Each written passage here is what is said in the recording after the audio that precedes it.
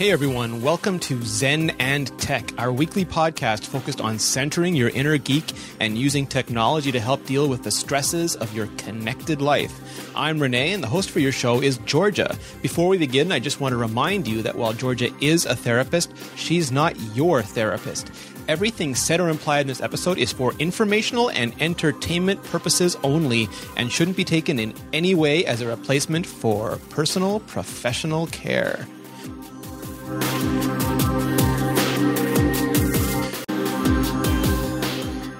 How's it going, Georgia? It's good. How are you? Good. That wasn't the best intro, but we're doing new video technology this week. We're trying to learn as we go. It's okay. You kind of sounded like RoboCop. It was cool. Oh, okay, great. Your move, creep. Who doesn't? Good one. That was Dead well done. or alive, you're relaxing with me. Yeah. So, we had a great show last week. You did passive relaxation, and it went over so well, we thought that you'd actually put the chat room into a meditative state at one point. Yeah, I know. Our wild, crazy chat room went like dead for a second, and I actually thought, oh my God, I've lost everyone. They've all left. Really what I thought, actually. So, yeah, I'm happy that people liked it. Yeah, it's great, and it was a great technique, and we got a lot of people writing in saying that they used it and enjoyed it immensely during the week. Yeah, it's a nice, passive relaxation is a really nice kind of mid-breathing, mid-meditation technique, which slowly relaxes all of your body. So if you haven't already taken a look at it, take a look and use it and let me know if you enjoy it. So how can you possibly follow that up, Georgia? Are you going to do a breathing technique that actually inverts our state? There is actually active relaxation, which we'll do, but I figured let's switch it up a little bit and go to something else that I'm kind of dealing with now with a lot of people that I'm taking care of, because I think that it's something that's exceptionally important. And then we'll kind of take it back to something relaxing after that. Okay, cool. So, do you want to know what? I thought you were going to tell me. Or is this, were you going to wait? Is this part of the training? Yeah, no, actually it's not. It's not about, delay and gratification. No. Okay. No, it's all about goal setting goals. Awesome. And how to. So is it just goal setting, or do we also have to achieve these goals? Because I can set an awful lot of, like, rule the world, become richest man, forget Bill Gates. I have a lot of goals I could set. Well, we're going to talk actually exactly about that, because unfortunately we're usually really mean to ourselves. I don't know why, but we set goals often that are way too high for us to achieve and make us feel bad. This kind of goes hand in hand with the perfectionism episode. So people that are more type A, more perfectionistic, or that are very pessimistic and hard on themselves often set goals that are too lofty, too long, too far away in the future, and we end up feeling bad. And then we'll end up becoming couch potatoes because, I'm never going to become, Bill Gates or someone else. Not going to become Lex Luthor and or try to defeat Superman. So I might as well just sit on the couch and become a couch potato, because that's never going to happen. If I can't do everything, I'm going to do nothing. I'll show the world. Yeah. And it ends up causing complacency, which is the other side of it. If you are, a couch potato and you're doing nothing, or you don't feel like you're achieving anything in your life, you'll actually, it can actually form a type of sadness. I won't say depression, though it could be part of that. But even myself, who I'm very naturally positive, if I'm not doing anything for too long of a period, like if I'm in motion, I'm full go. If I'm not in motion, I am full stop. And after a while, I really start feeling bad. I start feeling down on myself. I start feeling sad.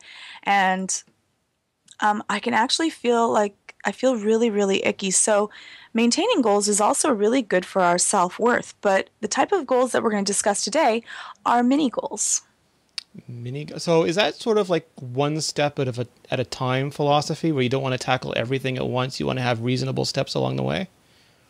Exactly. You want to split up a main goal into lots of little tiny infinitesimal parts and then feel proud of yourself for achieving each one. Cool. So give me an example. So let's say I have this lofty, well, not even so much of a lofty goal, but let's say I want to go back to your taking better care of ourselves episode. I want to make sure that I eat breakfast, that I get some exercise in, that I don't wake up in the morning right away and start doing work. How can I break that up into? Well, let's start off that you say, I want to be healthier. Okay. Like you want to start with the end result and we want to work backwards from that. That's always the easiest way. So say that you want to become a computer engineer and you're sitting at home and you don't know, how do I become a computer engineer? Well, you start with that. Okay, you want to become a computer engineer? Great. Find out, all of the steps that you need to become a computer engineer, which would be probably a computer engineering degree. And then before that, the course is fulfilled. And then before that, getting into the program. And then before that, the prerequisites to get into the program and a certain grade point average. So you need to break it up all into little pieces. I think, though, that we often break them up into chunks that are way too big. If you cannot achieve your chunk, which is usually, I would say, maybe in 7 days, it's too big of a chunk. And I'm going to say for us, for the purposes of today, I actually am looking more towards little goals that will kind of just increase self-esteem and self-worth. So it's something that you can do within, say, an hour. That's it. Your goal for the day is something that you can do within an hour. And I'm, thinking, something really, really tiny. So yeah, someone said watch Zen and Tech. Yeah, maybe it would just be watch something, and then maybe it would be choose to do something from that show. So is that part of the, because I've heard sometimes, I don't know if this is true, so please tell me, that success is habitual and it's a pattern. And if you can start small and achieve success, it's easier to maintain that momentum. Can I maybe be devil's advocate to that? Because that seems very false.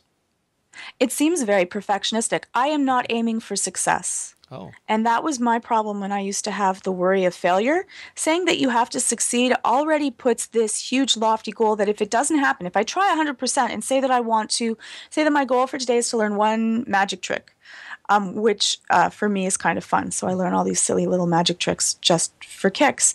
So I want to learn this magic trick and say that I don't. I failed at the magic trick, then even though I've spent all this time, I've learned something, I've gotten better at it, I failed. And that makes me feel bad. So it is the attempt at doing something and the moving towards it. I've gotten better at the magic trick, perhaps not succeeded, but I've kind of learned the basics by it. That would be, say, success. It's just in attempting to do something that you feel better. Just getting off of the couch and deciding for yourself that I am going to start to learn how to cook one new meal today. That's it. That's very cool in itself. It changes your mind frame and makes you feel good. So let me get this straight. You're actually proposing that it is better to be happy with what you achieve towards your goal than to keep setting the bar lower and lower and lower until you barely have to try anymore? Well, it has to, okay, for a goal to actually make you feel better about yourself and increase your self-worth and your self-esteem, it has to be of I would say 80% challenging level, nothing higher. Between 60 and 80% of a challenge, you will feel better about yourself. Anything that is way too easy, it always reminds me to that Jerry Seinfeld commercial show episode where Kramer's fighting the 5-year-olds in karate. He's like, I'm dominating Jerry. That's probably too high. But if you're too low. Okay. Maybe too high for him, but too low for most people. But if you're doing something that, say, takes 60% effort to 80% effort and you're doing well at it, that's good. If it's anything higher than that, it's going to become frustrating and you've aimed too high, you've bitten off too much, or it is not the proper way to set the goal. So tiny fists of fury, bad, but going to an actual karate class, even if you don't win all the time, good. Right. Or maybe even the goal would be just finding the karate school first, signing up second, taking a look at a class third, and then participating for part of the class fourth. And that's it. Good enough. And you should be proud of that. That's great. Changing the manner in which you do things in your life is very difficult. Does it also maybe help you prepare for what's going to happen? Because just joining a karate school, if any one thing kind of goes wrong, you might have an excuse not to do it. But if you've broken it down into go there, sign up, you've at least mentally prepared yourself for what you have to do to accomplish your task? Yeah, and for some people, it seems like things become huge, daunting, um, all-encompassing issues. Like, I want to be astroscientist. That seems like it's going to be a long time. It's a lot, but if you can just enjoy signing up and going the first day and being proud of yourself that I just came into the first day of the first class and think to yourself, in this many time, I'll be that, but I'm just really happy just in the process that I'm with now, goes back to kind of the show that we dealt with mindfulness, being in the moment, then that's cool enough. And even if it's just learning one silly magic trick a day and they don't actually lead to anything except for learning a silly little magic trick, that actually is also really good for your self-esteem and boosting what you're doing, because the actual act of achieving something, even if it is really small, makes us feel good about ourselves because we've done something that is tangible. So I was going to ask, why is it good to set goals? But that's kind of the answer, is it? Yeah, it feels good. It feels good to do something that is tangible. And that's often when someone comes into me and says, I'm really sad. I'm really not feeling anything. They'll say, I haven't achieved anything in my life. I haven't been doing what I think. We need to be moving towards where we think that we need to go. We need to self-actualize. That's what we want to do. We don't actually have to self-actualize completely, but just to be thought that we are on the path to being more than we were before feels exceptionally good. And if you can be proud of yourself for, say, what was I really excited when I learned how to do? Oh, I saw a friend who was able to shoot cards shoot them so hard, like Gambit. He could actually fling cards across the room and shoot them into the wall. They'd stick into the wall. No way. And I thought that was seriously sweet. Yeah, way. Did they go purple and explode afterwards? No, they didn't, but my brother sells magic stuff, so, maybe you could light them on fire. That's goal 2. Goal 2, exactly. And I was like, that was my goal. I was like, I want to learn how to shoot cards, which actually takes a little bit longer than 1 hour to learn, but not much. I would say like 3 or 4 hours till I could actually shoot them respectably well and have them kind of somewhat stick into the wall. Nice. And I felt great. That was like a total thrill for me. So setting goals helps you to accomplish goals, helps you to build self-esteem. So it's kind of a virtuous cycle. And then maybe that will let you tackle bigger goals. Right. And the actual act of doing something in itself, and it's not about success, again, fail or not. The act that you are attempting to get somewhere, that you have a thought, a want, a need, is wonderful for our spirit. It often changes the entire pessimistic mindset that you may have, and or, a perfectionistic mindset that, I'm just going to do this little small thing and that's cool. That's all I want to do today. And I'm actually going to stop. I'm not going to go any further. That's it. Just going to be happy with that. So it's very much the Ulysses, to strive, to seek, to find, and not to yield. Right. Yeah. And he doesn't even mention achieve, which is great. Well, you get all Yoda, do or do not, there is no try, but you're actually saying there's value just in the trying. Yeah, I think that Yoda, I like the theory of Yoda's, but I think that actually for self-esteem and that, it kind of aims to the perfectionism that you do or do not. You have to just try. You have to accept that you might fail, and that's okay. And you pick yourself up and you try again, right? That's the important part, the resilience. Exactly. It is the act of getting back up, not actually the act of the falling down. But it's the act of getting back up that is the entire thing that all movies are made out of, at least the ones that I enjoy. So there's no other podcast, by the way, where you can go from Ulysses to Yoda to a Batman Begins reference that quickly. So just kudos to you, Georgia. Exactly. And it was so funny because they all kind of merged, because in one of my sessions I actually said, well, you know what? Even, Steve was fired from Apple, so... And there we go. He didn't give up, right? He dusted himself off, made Next, eventually came back to Apple and did pretty well for himself. Right. And even if he hadn't, he just didn't give up. So that's what the main thing is. And it can be silly things. It doesn't have to be little tiny goals that aim towards any other goal. It can be just one little tiny silly thing that you're going to learn. Why? Just to learn it. Like, I always wanted to learn how to spin pencils, like how people can spin them around in their fingers and they kind of flip back into their hand. Always wanted to learn how to do that. I still can, actually. I can't do it. But something simple and easy like that, it's all that it has to be. Now, on a past show, you were talking about the getting things done mentality and how sometimes you can make a list that you just looking at the list stresses you out, and that someone mentioned getting one thing done. Is it the same with goals, that you want to be careful the amount of goals you set for yourself at one time? Yeah, this should be something that is simple, easy, relaxing, fun, and that will enrich your life in whatever way that may be. For me, it's learning um, small little things that actually are of no actual value, but to me, because they're kind of cool and neat and other people don't know them. So Well, I'm going to it challenge doesn't you on have to that, be though, because something you small. you set a goal to become a therapist, and you obviously broke that down and took all the steps that it took in order to get to that place. I did.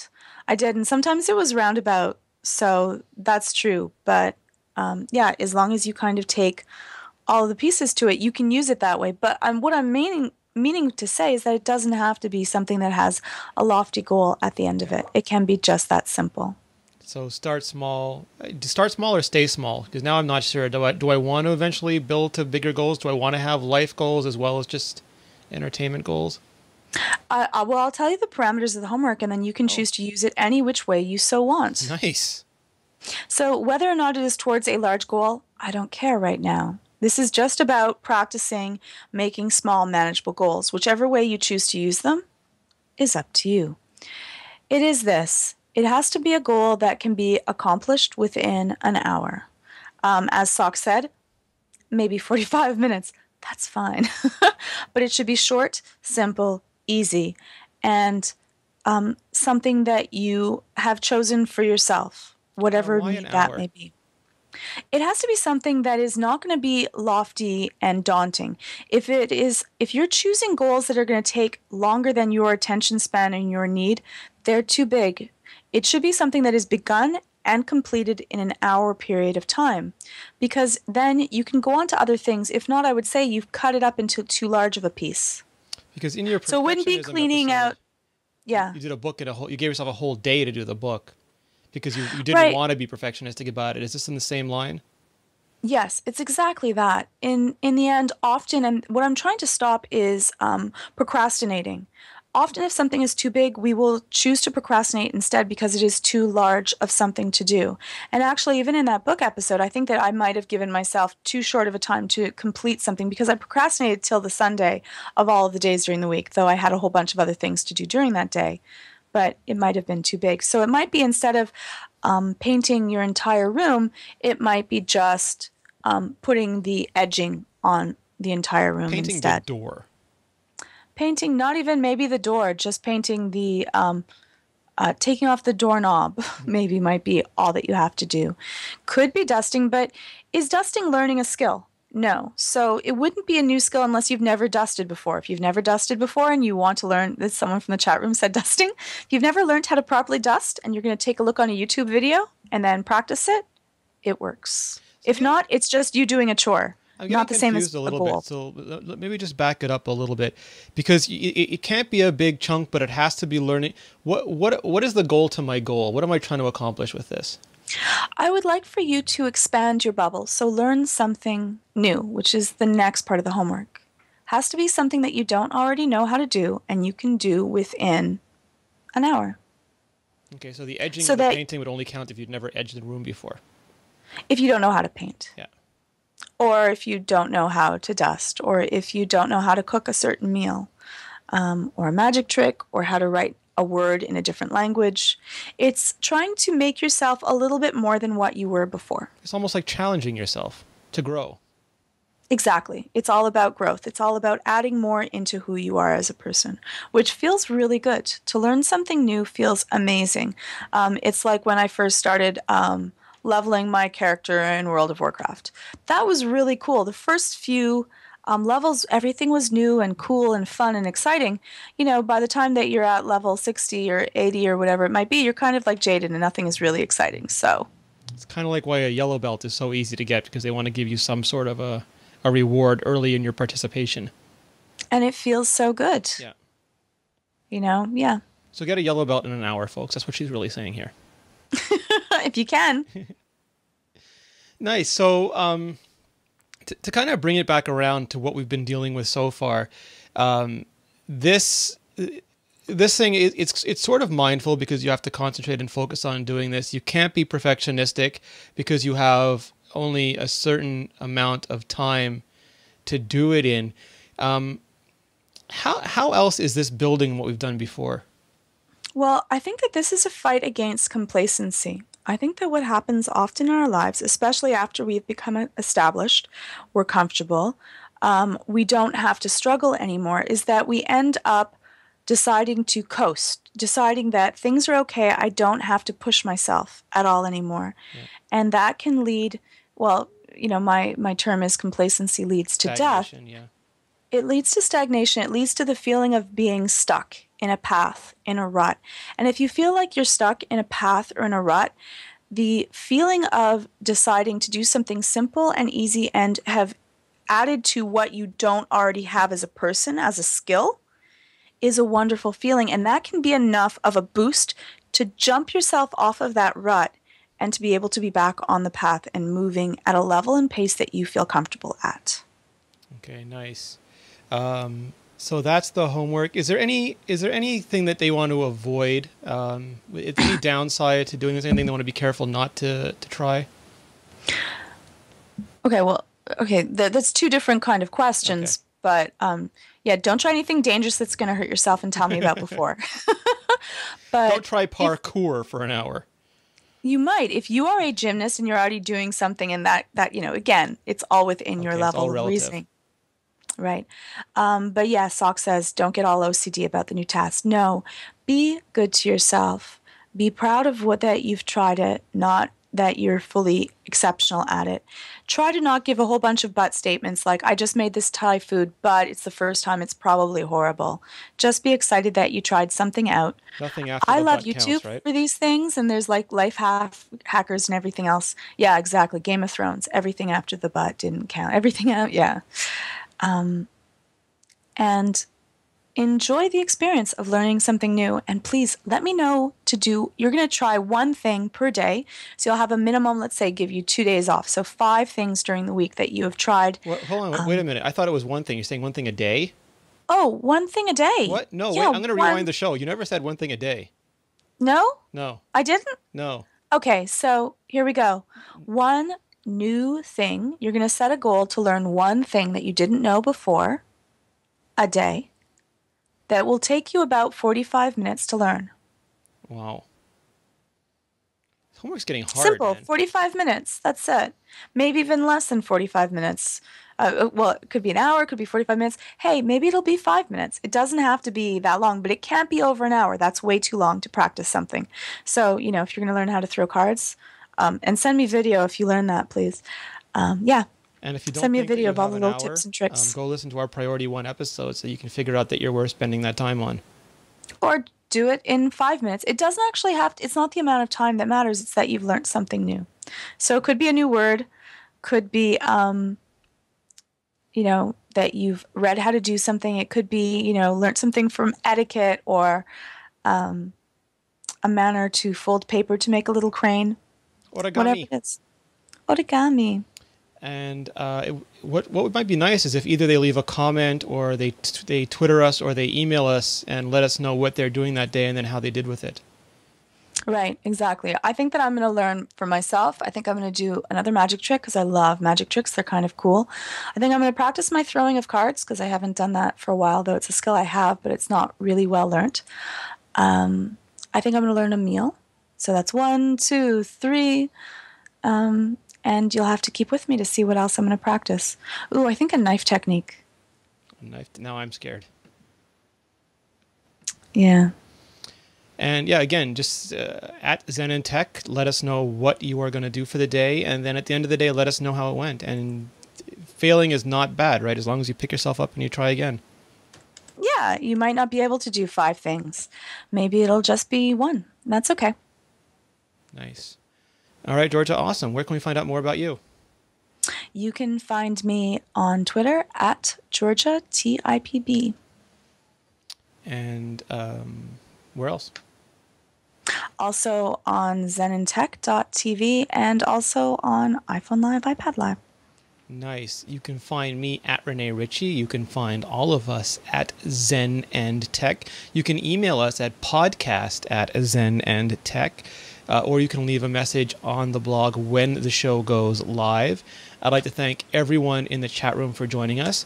I'd also like to thank the crackberry.com store, your one-stop shop for BlackBerry 9900, Torch, Bold, everything. I don't have to say Storm anymore because that's also a Torch. All the accessories you could possibly need.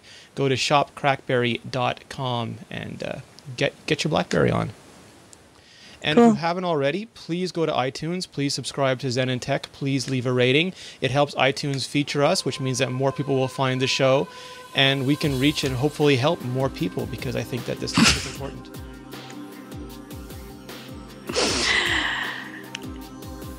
That's it. Nice. All right, guys. Have a great week. Thank you. Thanks. Had to laugh at the end, didn't you?